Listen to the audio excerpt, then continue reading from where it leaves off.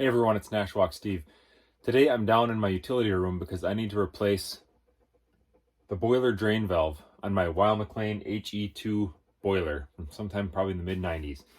It started to leak last winter during the middle of the heating season, so rather than replace the valve at that time, I actually put this little garden shut-off valve on it to keep the leak from getting away from me. And now it's time to fire up the boiler again for this winter. I got to get this fixed before I turn it all on. So we're going to go ahead and walk through the process. I haven't done it before, but it should be a simple job.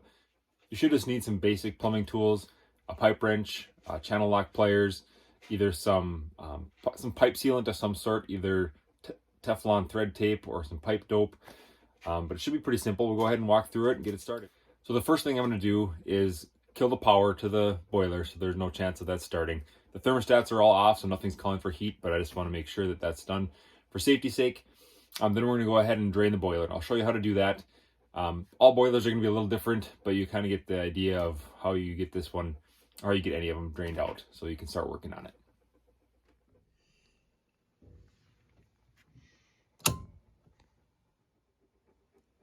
Now, whatever type of boiler you have, there's going to be some way to isolate the boiler itself.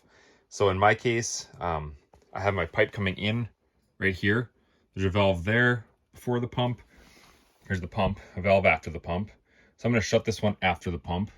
So that'll stop any water from going into the boiler. Get that closed. And this is the pipe coming out. And then you have the pressure bladder tank here. My way to control it going out are these automatic zone valves. So when the thermostat is not calling for any heat, these will both be closed. So I can check that in the back and feel that there's no tension on this little lever. Same one over here, so it's closed. And then the only other one to make sure of is this here. This is for my makeup water.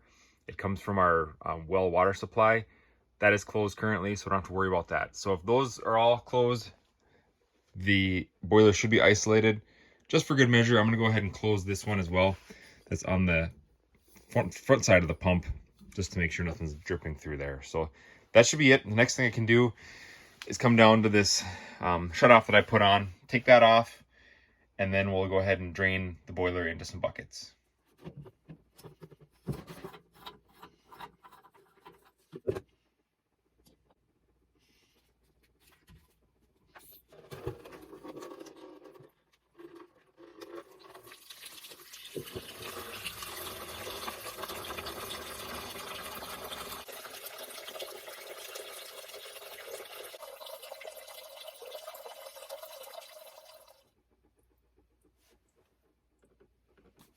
Okay, got everything drained out of the boiler. In the end, it was like 2.5 gallons, so not a big deal to drain that out.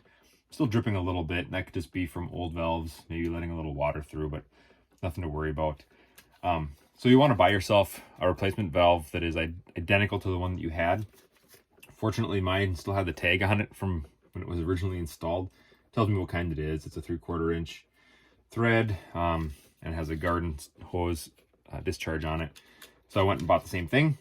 Looks good, looks to be the same. So just going to take a channel lock, or if you have a crescent wrench or regular wrench, whatever, take that off and clean it up so we can get the new one on.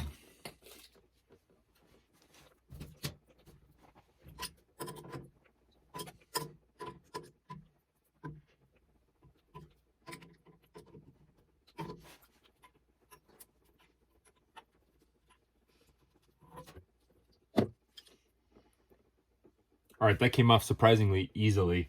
I expected more of a fight given that it was so old, but worked out just fine. So now I'm just gonna clean up these threads a little bit in here if there's any gunk or rust in there.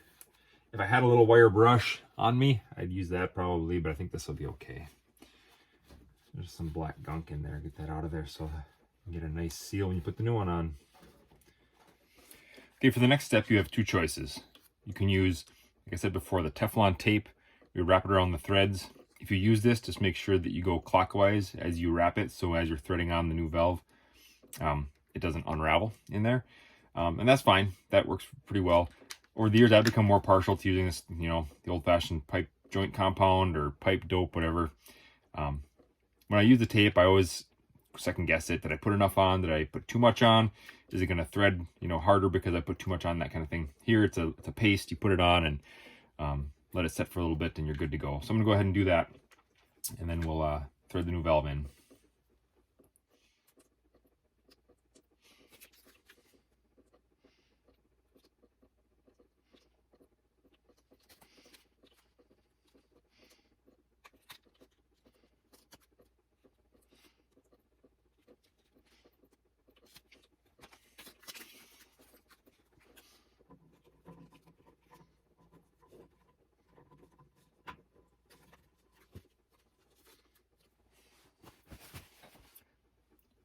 Now this part gets a little tricky sometimes. I have it threaded to making contact hand tight, and my discharge of it is facing the wrong direction. So I'm going to keep turning it with the wrench and get it somewhere, you know, so the outlet's on this side and I can get to it. And then start with the least amount of tightness needed, and then we'll refill it and see if it leaks. If it does leak, we'll have to tighten it down a little more.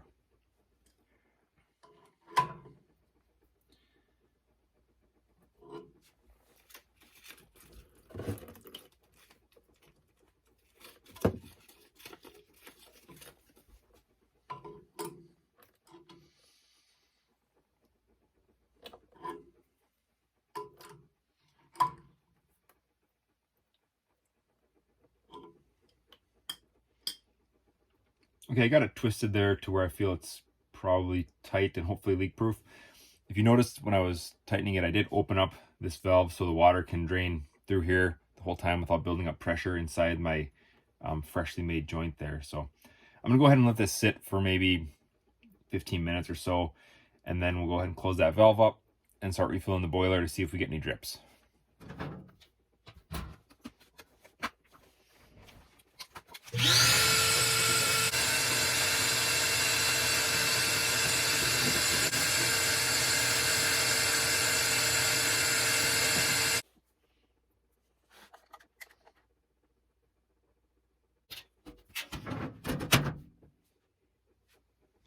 Okay, as you can see there, I took that time to do a little boiler maintenance.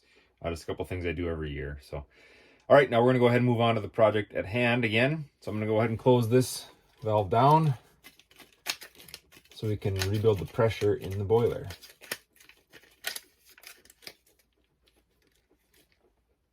Okay, that's seated. Now we'll go up to these valves here. And when I do open these, it's gonna let some of the water down from the upper floor of the house into our boiler again.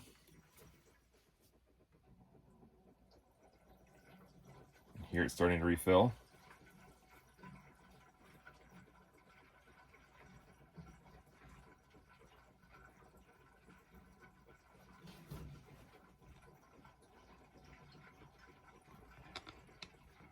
And don't have a way of opening the control valves up there and over there without using the thermostats. I'm going to leave those for now. We'll let this refill, and then I'm going to go ahead and use the makeup water to get us up to pressure. So here on the side of your boiler, somewhere you should have a pressure gauge. So there's mine on the top, shows I'm at 0 psi. Want to be somewhere, you know, 12 is kind of the target. If I get over 10, I'm feeling pretty good about that. But we just drained out 2.5 gallons from the system, so there's no way it's going to get up there on its own. We'll need to use the makeup water valve to get to there. So earlier I mentioned where I close this makeup water valve. You follow that pipe up, it goes to a pressure regulator here, and then it's got a shut off valve on the other side of it. I'm going to open both of those to start adding water into the system.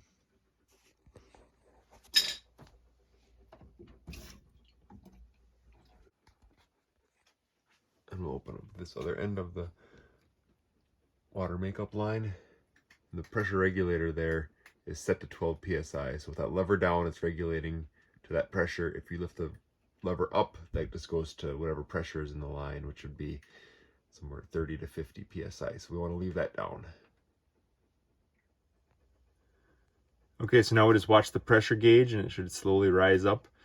Once it gets to where we're happy, we know we've gotten to the pressure we should operate at, and then we can make sure there's no leaks below us here at the drain valve.